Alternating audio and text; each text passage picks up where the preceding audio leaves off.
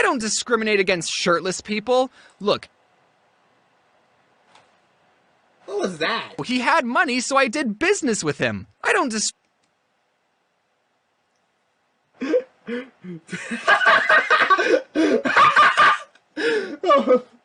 Not the self, that's a good thumbnail.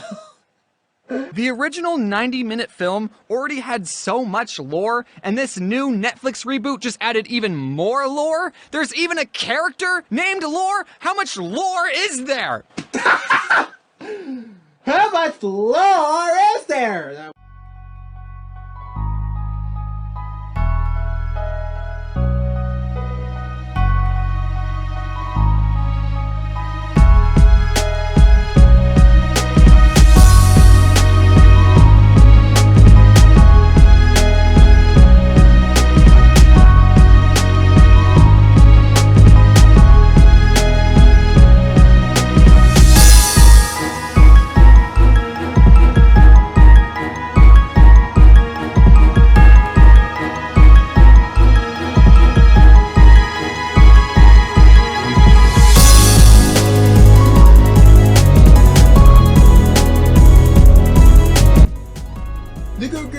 My name is FTR52, and welcome back to another reaction video. Today we are adding another page to a book of stories today. Today, showing everyone who not even reading can have an adventure. And the version that's going to be told at the story today is TheOdd1sOut. With its latest video, Subway for the Final Sandwich. Now, if you guys don't know, back in Season the Season 2 finale, I've reacted to all three previous Subway videos. And well, let's just say this is basically a throwback, because he just uploaded this recently, and Charles has already jumped the gun and reacted to it, so it's only a matter of time before I upload mine. So they're gonna have a lot of stuff to go over the back burner, and I need to get back on track. Anyway, with that being said, I even know it's good again, so I'm gonna bring this reaction to you guys because I really wanted to. So let's fire up this video and see how much story gets our way. Don't know what this is doing up here, but we're gonna find out. Ready, set, react. Guys, buy my card game. It's at Target. All right, here's the video now. Guys, buy my card game! It's at Target!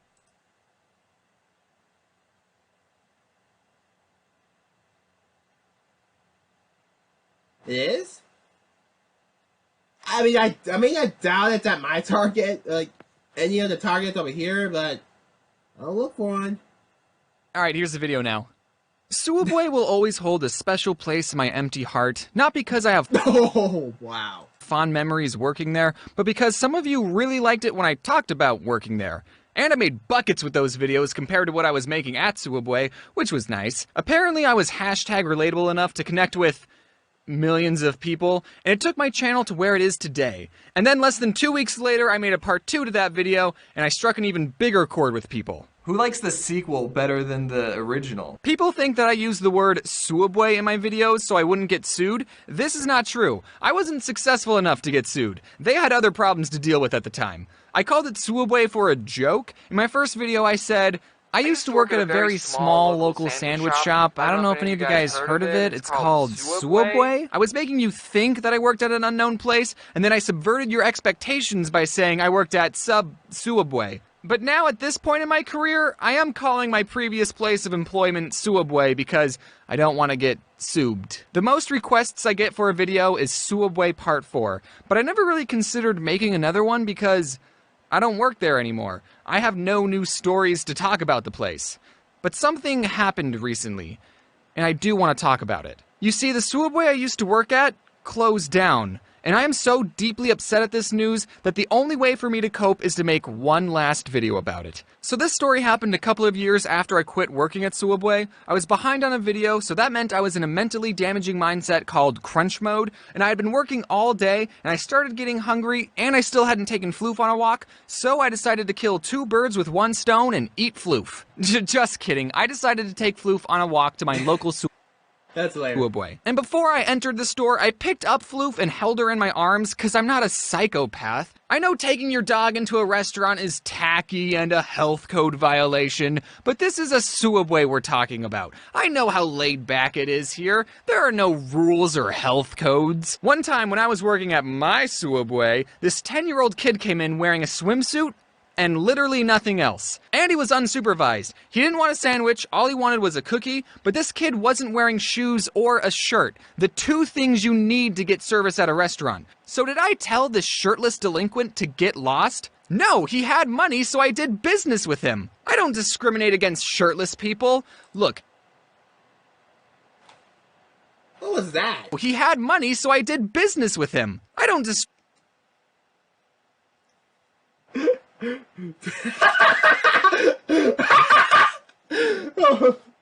Not the self. That's a good thumbnail. Oh boy, man, James is jacked. That kid over there, might be extra thick. James is down.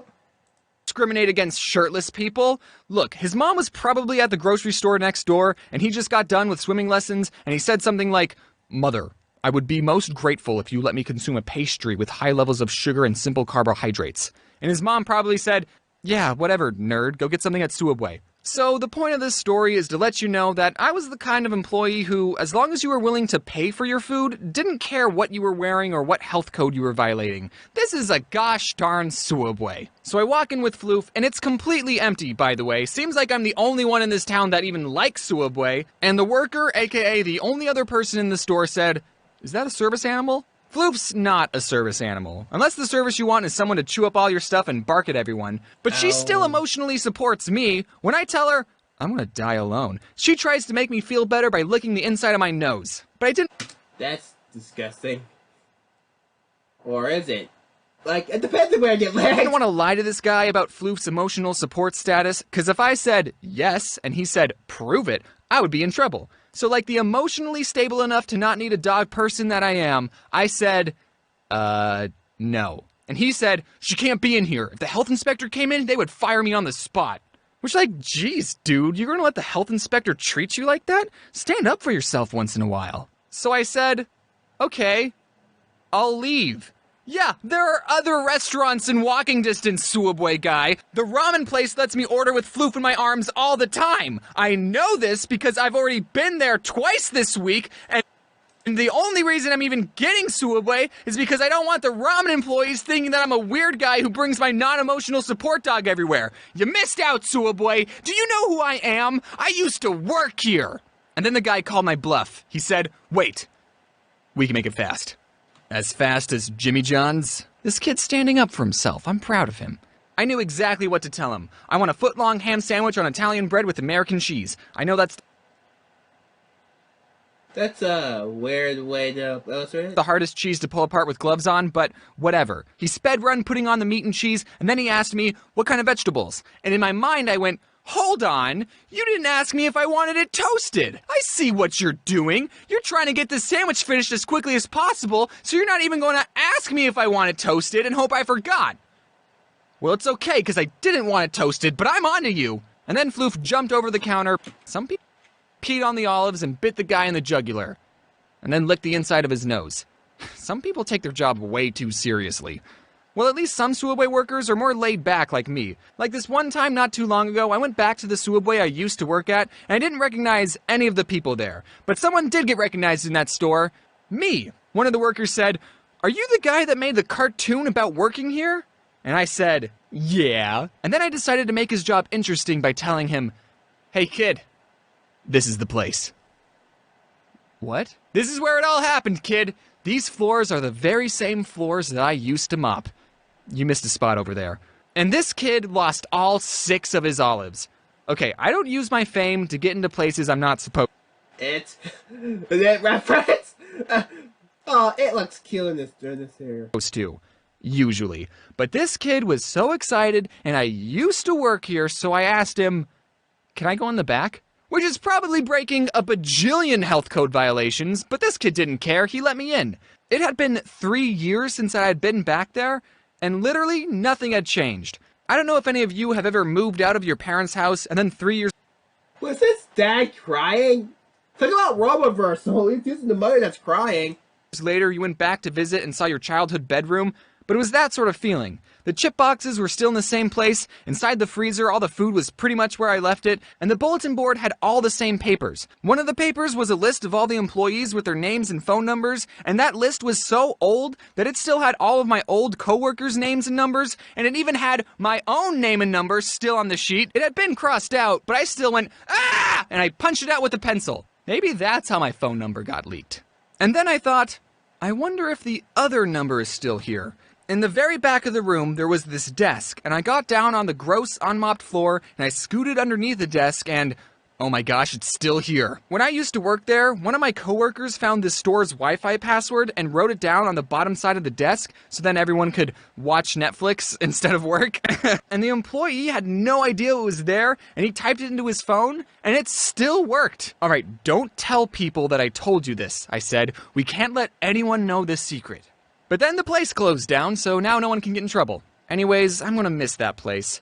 It was gross, and I didn't love working there, but in the end, it was the most memorable job I had as a teenager, as it was the only other job that I had. It formed a good work ethic. My first and last job. I made new friends, and I even got to eat free food sometimes. But now I might get sued for this video, so we'll see what happens. So now, every time I walk into Suwabwe with my non-service animal, a little part of me will be sad that my old Suwabwe is in ruins. Okay, maybe it's not in ruins, but they'll probably turn it into a nail salon or something. Nothing lasts forever, so it's time to give Suwabwe a proper burial.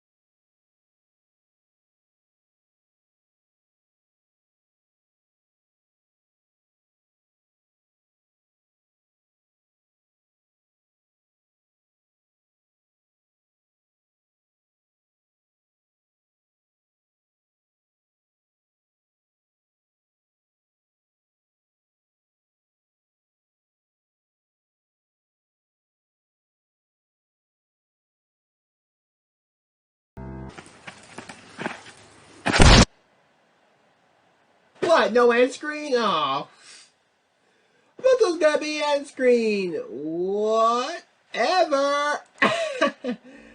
Anyways, that's it for this video. I'm gonna give this out of a TheOdd1sOut video 7.256 out of 10, I guess. It was really satisfying to it was really satisfying to see the end of Suwabwe. Sort of. What the hell? It was satisfying to see how much things have changed over the years. Sad that we had to have the funeral, but well, got the meme at the end, and I enjoyed it. Anyways, I hope you see you guys next time, because I gotta watch Charming's reaction to it. But he's probably gonna skip the end, so make goodness that I die. Watch the end for you, because as I was say, people who don't watch video reaction videos at the end, they're complete douchebags. Ray like the Pharaoh one, remember, no matter where you go or where you do, visitors will always await you. Make sure to like or dislike, subscribe if you have not, get my stuff up to its rubber thing so I can make a YCP, and I'll see you guys next time. Ciao. Hold on! Wow. Hold on for a second there, I am not done as of yet. There is one more video that I want to react to, you guys. The master can find a salmon, but there is but at the time that I've recorded this part, TheOdd1sOut released a sequel to a video that I reacted to in season 2. It's called the Netflix series of also script for adults. So this is actually going to be a sequel to that. So we got a double feature ahead of us. So, as I said before in the last reaction, not the one in the last video, this is my special. We're gonna get right into it. Ready? Set? Yeah. But. And publish. A 23-minute long movie review about an 80s puppet movie sure is different than the content I usually post. And even though it was a lot of work, it was fun to try something new, and I think the video turned out pretty good. Am I right, Chamberlain Funko Pop? Well, it's a good thing I'll never, ever have to worry about this franchise ever again. Are you sure about that? When I made a review about a cult classic puppet movie that came out 35 years ago, the last thing I was expecting was that said franchise would get a reboot announced 2 weeks after I posted. And every single day since then, people have been tweeting at me saying, "Hey James, did you know Netflix is making a Dark Crystal series?" Yes, I know. Do you know who you're talking to? If you don't know what the heck I'm talking about, then I recommend you watch my video, The Movie That Was Too Scary for Baby James. In that video, I reviewed a scary kids movie called The Dark Crystal. The movie was more or less a passion project of Jim Henson, the creator of the Muppets, and so this movie was done entirely with puppets. It came out before I was born, but I still somehow watched it and got scarred for life. In my review, I said some good things about the movie, like I thought it was a very creative and artistic film, but I also said some negative things about it too. As YouTubers, sometimes we forget that our videos are public and can be viewed by anyone. And when we talk about companies, we can forget that real people are attached to those properties who have poured hundreds of hours into these projects, and there's a chance they'll see our videos. And unbeknownst to me, Lisa Henson, current CEO of the Henson Company, saw my video. And for some reason, I never considered that was ever going to happen. If I had known that Lisa frickin' Henson was going to watch my video, I probably would have worded a few things differently. I don't think she was too mad at my video though, because she invited me to tour the Henson office, and I got to see a real-life Skeksis puppet, which resurfaced an unhealthy amount of repressed memories, and I got to meet some of the puppeteers, which was a whole lot of fun. Also, before Age of Resistance was released, I got contacted by Netflix, and they invited me and some other Dark Crystal fans to an early screening of the first 2 episodes, and I signed a non-disclosure agreement so I couldn't spoil anything. I don't remember when that NDA said I was allowed to talk about it again, but hopefully I'm in the clear. When I was in the early screening, I just remember thinking about how cool that these characters in this world were back on the big screen. Netflix has a pretty big screen, and the puppetry and cinematography have only gotten better. And the fact that 95% of everything was done with practical effects and puppets, it's beautiful. There's not a single human in this series, except in episode 10 when this puppeteer's head can be seen for a couple frames. I just checked and they actually took it out, so I still saw it. So much time and care and hard work was put into this series that there was a documentary made about how hard it was to make this series. If any of you are wondering, no, Rayunip does not make an appearance in Age of Resistance, nor is there a naked baby Jen puppet. Also, if you're worried that the show wasn't going to be as dark and scary as the original, don't worry, it's darker and scarier than the original. The Netflix family Twitter account was nice enough to timestamp every scary part in the series, and as you can see, stuff goes down in episode 10. Surprisingly, every scary part in the series... Oh my god. And as you can see, stuff goes down in episode 10. Surprisingly though, they didn't blacklist the scene of the Skeksis peeing out of 3 different pee streams in episode 6 at 28 minutes and 41 seconds. Really makes you think. Wow. That means Okay, I don't have to worry about Coppa this time. Okay. So, artistically, this series is beautiful, and it needs to do well because it's left open for a Season 2, and I want a Season 2 to get greenlit. I'm not going to do a plot summary of the whole thing like I did in the first review because I don't want this video to be an hour long, and you should watch it for yourself. I'm not just going to do everything for you, I'm not your mom. But there are some things you should know before you go watching the series. This is kinda spoilery, but I won't spoil that much. So this alien planet is home to these creatures called Gelflings. They can share memories with each other by holding hands, and the girl Gelflings have wings. There's also this other creature called Agura, who's been around since the beginning of the world. She's basically Yoda's sassy grandma. And then out of nowhere, these tree aliens visit. Stay with me here, and they crack this very important crystal, and in doing so, they split into two different creatures. Their goodness becomes this thing called a mystic, who are dumb, and their bad side become these cool bird monsters called Skeksis, and then the Skeksis took over the entire world, so whoops. None of this is explained in the original movie, and it's not explained in the series until episode 7, but I think that the tree alien backstory should have started the series, which is why I just spoiled it for you. The original 90-minute film already had so much lore, and this new Netflix reboot just added even more lore? There's even a character named Lore? How much lore is there? How much lore is there? That one for you, Chaga. Speaking of names, there are a lot of made-up words in this series, and sometimes those made-up words are hard to remember. Within the first minute of Age of Resistance, the narrator tells us that there are 7 clans. There is lag again. What the frick? But that only names 3 because there are only 3 important ones that we should care about. I don't even know the names of the other 4 clans, and I'm like a Dark Crystal aficionado. Also, there are like 10 evil bird monsters, all with names like Skekso, Skeksil, Skektek, and Shrek. Granted, Is that real? Spray off. most of the time, they go by their more common names like Chamberlain or the Emperor, but gosh dang it, I can't even remember some of those names. That's the pussy one, and that's the one that made that weird face in the original movie, and that's the one whose voice does not sound like a Skeksis at all. Now, what vexes you, child? To be honest, I would not want to see what happened, what if it's creepy and puppeteers. I wonder what would happen if they tried to animate that. I wouldn't. That would be an adult. I'm pretty sure. Here's the thing. I'm pretty sure if that actually saw on TV, and we got a chance to see what was going on, I would vote for it to be an Adult Swim, hands down. That's something that I would that the Adult Swim would certainly love to show. This wasn't the Netflix thing, but who cares? Another thing you should know is that I thought this series was pretty slow. Maybe it's because I'm impatient, or I'm used to watching YouTube videos at 2x speeds exclusively, but do you remember in the original movie how there was a scene where the Skeksis ate dinner for 2 whole minutes, and visually it was amazing, but the whole time you're thinking, yeah, I get it.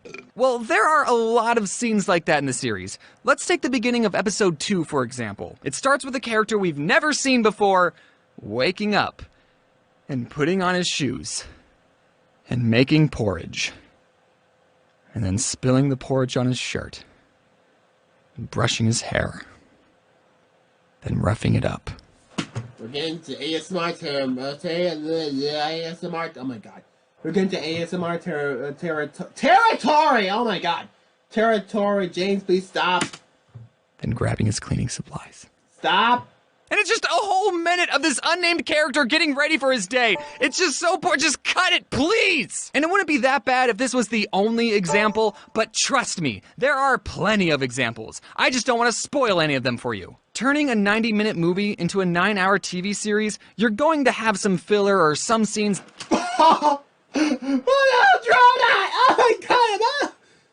Dude, I know, for now, I'm doing the center like Kiss on like Clifford, but this, I don't even know if I can show this, because this might be too sexual, I don't know. That don't necessarily drive the plot forward. I get that. Luckily, I found this Chrome plugin that lets you watch Netflix at 2x speed, so it's all good. Making this video has got me thinking about prequels and how Like I watch YouTube videos at 16 times speed, even I don't use them. tricky they are to do right. In the original movie, there are only 2 Gelflings left in the entire world. So a prequel that sets up a world with 7 different Gelfling clans, we as an audience know that something's gonna happen, and it ain't gonna look good for the Gelfling. The series also added this MacGuffin Halo sword looking thing that was supposed to save the world, but the whole time watching that I kept thinking, no. That's not how the world is saved. The world's not saved until 1982. Also, there are certain characters that we know can't die because they're in the original movie, but boy does this show make you think some OG characters are gonna die. It almost makes me wish that the writers used the 80s Dark Crystal movie as inspiration and rebooted the series in its own separate universe. Movie reviewers tend to focus a lot on the negatives, and I don't want to come off as a hater because I really did enjoy this series and I want a season 2 to get made, so let's end this video with some of the things I liked about this series. I like that we got to see the Skeksis with more personality because they were always so over-the-top evil. The Hunter Skeksis was just on a whole new level of cool. All the other Skeksis never came across as threatening. Like look how slow they walk. I could beat them up. But the Hunter Skeksis, oh man, he was awesome. Do you think he'll be my friend? I like that the series didn't tone down the darkness, and if anything, they amplified it, because everyone like me should have a deep-seated fear of puppets. There are some great nods to the original Dark Crystal, like when the Emperor Skeksis says, I will never be dust! but we all know that's the very first thing he does in the original movie. Celadon is a piece of garbage and does not deserve a redemption arc. The voice acting is amazing. There are a lot of talented people voicing these characters, like Luke Skywalker. A YouTuber named Barnaby Dixon. Are you trying to say, so wait, the same wait, the same voice so a person who played or voiced Luke Skywalker is actually in this movie? Is that actually a thing? That, I really don't care. I really don't care. I'm not a Star Wars fan, but is that true? Who made these very cool mantis finger puppets, got to work on a scene where the puppets put on a mini puppet show. And that was everything I liked about Dark Crystal Age of Resistance. So, in conclusion, if you have 9 hours of free time, download the Video Speed Controller plugin, set that bad boy to 2, and save yourself 4.5 hours. But do watch Age of Resistance. Also, executives, if you still need someone to play Rayunip, hello. Hey. Good morning, everyone. If you're wondering if this is a sponsored video, it's not. I just thought it was very weird that I made a video about a movie that came out 35 years What's another dogs? What's another dog art, huh? ago, and then a year later Netflix rebooted it. Isn't that just a crazy world we live in? What? And also, I wasn't exaggerating when I said people would tweet me this news every single day. I know, guys, you can stop telling me. I hope you're all having a good holiday, and speaking of holidays, I just wanted to remind everyone that there's some holiday deals going on in the merch store, and you should order them soon so you could get them. What's with all these dogs? It's Lark? It's Lark? Lark! Is this you? Is this you, Lark? Lark! Is this you? Are you doing this? This is reminding me of Lark. All these blue dogs! These blue dogs! They're reminding me of Lark. I'm not even kidding. Before Christmas, but if you weren't fast enough, then don't worry, because there's other Odd Ones Out merch at Target and Five Below? Five Below? Is that Five Below? Five Below and Hot Topic. And I don't know if they're in select Targets or something, because they're not in mine. But I've had people tweet at me saying that they found my mini plush heads. So the reason this video took almost 2 months. So, wow. So, I could check, so I'm gonna check out, there's like 3-4 Targets in my area and 3 Five Belows in my general area. So, I don't want to search all of them at one day. I can't. There's like, it's all around the Tri-State, and then the farthest Five Below is either in East State or in Florence, Kentucky. So, like, it's I'm not gonna go this way. I don't even drive, so I'm never gonna drive. Skyline! Months to make is because I've been working on a second book. Woo! It won't be available until late March. That is, if I can reach all my deadlines, so we'll see. But you can pre-order it through the link in the description below. Anyways, thank you so much for watching this advertisement about the Dark Crystal. Everyone say thank you to the team for working on this video, and wear your seatbelt. yeah, we're gonna end it here. So yeah, bye. Yeah, see you later.